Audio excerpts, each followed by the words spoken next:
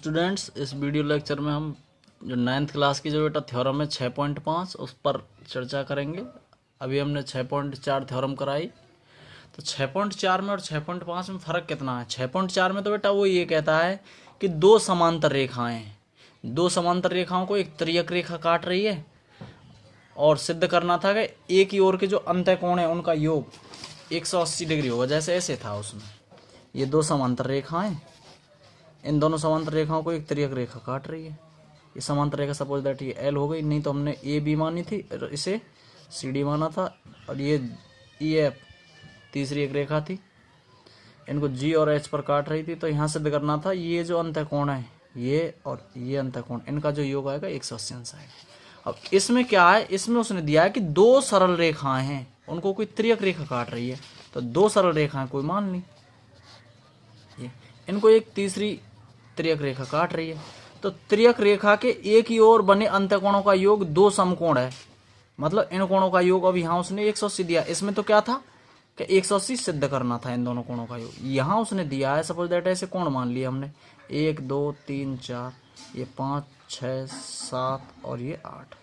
यहाँ उसने दिया है कि कोण 2 + 5 बराबर 180 अंश, और बेटा कोण 3 + 8 बराबर 180 अंश।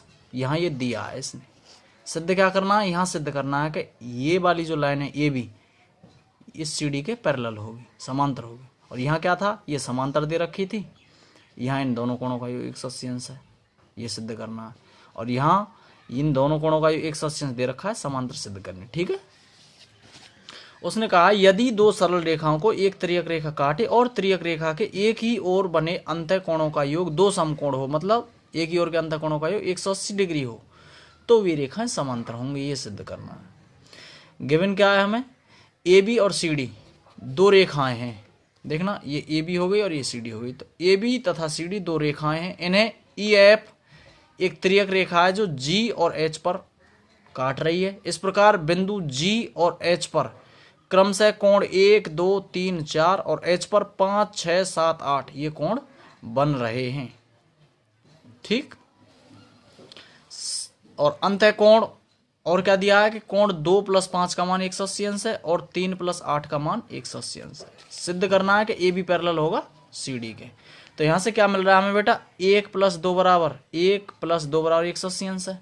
क्यों है, क्योंकि ये रैखिक युग्म बना रहे हैं बेटा। 1 + 2 180 अंश हो जाएगा, रैखिक युग्म बना रहे हैं। और 2 + 5 बराबर 180 अंश दिया है, क्योंकि अंतःकोणों का योग 180 अंश दिया है उसने। तो समीकरण 1 और 2 से क्या मिल जाएगा कि 180 की वैल्यू ये और 180 की वैल्यू है।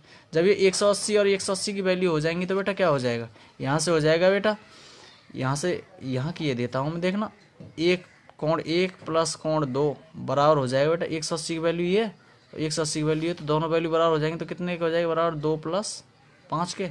बेटा 2 से 2 कैंसिल हो जाएगा, तो क्या बचेगा, कोण 1 बराबर 5। और यहाँ से देखना, कोण 1 5 के बराबर आ रहा है, तो ये कैसी स्थिति में कोण है, ये संगत कोण है। तो बेटा संगत कोण अभिग्रहित से क्या हो जाएगा, A B parallel C D के हो जाएगा। समझ में आ गया? ठीक है।